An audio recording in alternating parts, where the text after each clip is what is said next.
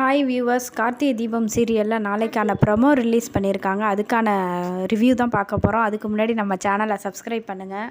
இந்த பக்கம் ஐஸ்வர்யா வந்து கிச்சன் பக்கமாக வராங்க. நின்றுட்டு இருக்கும்போது கீதாவும் பின்னாடியே வந்துடுறாங்க. திரும்பி பார்த்தோன்னே ஷாக் ஆகுறாங்க ஐஸ்வர்யா. நீ என்னெல்லாம் பண்ணின, எனக்கு என்னெல்லாம் பண்ணேன்னு எனக்கு தெரியும். நான் உன்னை சும்மா விட மாட்டேன்.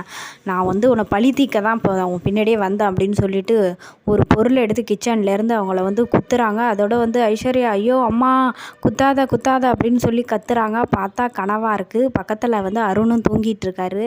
என்ன ஐஸ்வர்யா, என்னாச்சு, ஏன் அப்படி பயப்படுற, பயந்து கத்துற அப்படின்னு கேட்கும்போது, அதெல்லாம் ஒன்றும் இல்லை அப்படின்னு ஐஸ்வர்யா சொல்ல, இல்லை நீ ஏதோ தப்பு பண்ணியிருக்க பெருசாக, அதனால தான் அந்த தப்பை நீ மறைச்சிக்கிட்டு இருக்க, அதனால தான் உனக்கு கனவாக வருது, நீ பயந்துட்டு இருக்க அப்படின்னு சொல்லவும், இல்லை நான் போய் தண்ணி குடிச்சிட்டு வரேன் அப்படின்னு சொல்லிட்டு திரும்ப கிச்சனுக்கு வராங்க.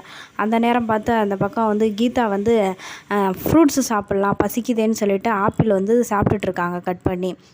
இதை பார்த்து ஐஸ்வர்யா தண்ணி குடிக்கலாம் அப்படின்னு சொல்லிட்டு ஃப்ரிட்ஜிலேருந்து தண்ணி எடுத்து குடிக்கிறாங்க. குடிச்சிட்டு பார்க்கும்போது டக்குன்னு கீதா ஐஸ்வர்யா கனவுல பார்த்த அதே பொருளை கீதா கையில் வச்சிட்டு இருக்காங்க. அதை பார்த்துட்டு தண்ணி குடித்த ஐஸ்வர்யா வாட்டர் பாட்டிலை கீழே போட்டுட்டு அப்படியே ஐயோ அப்படிங்கிற மாதிரி அப்படியே முழிச்சிக்கிட்டு நிற்கிறாங்க. இதை பார்த்த கீதா நீ என்ன, ஏன் என்னை பார்த்தாலே நீ பயப்படுற, என்னாச்சு உனக்கு அப்படின்னு சொல்லி கேட்குறாங்க. கீதா இந்த பக்கமாக மனசில் நினைக்கிறாங்க, இவன்கிட்ட ஏதோ தப்பு இருக்கிற மாதிரி தெரியுது, இதை நம்ம போட்டு வாங்கினா இவ உளறிடுவா அப்படின்னு சொல்லிட்டு, நீ என்னெல்லாம் எனக்கு பண்ணின அப்படிங்கிறது எனக்கு தெரியும். நான் உன்னை சும்மா விட மாட்டேன், எல்லார்ட்டையும் சொல்லாமல் இருக்க மாட்டேன், அதுக்கு பழி வாங்காமல் விட மாட்டேன். நீ எவ்வளோ பெரிய வேலையை நீ எனக்கு பார்த்துட்ட.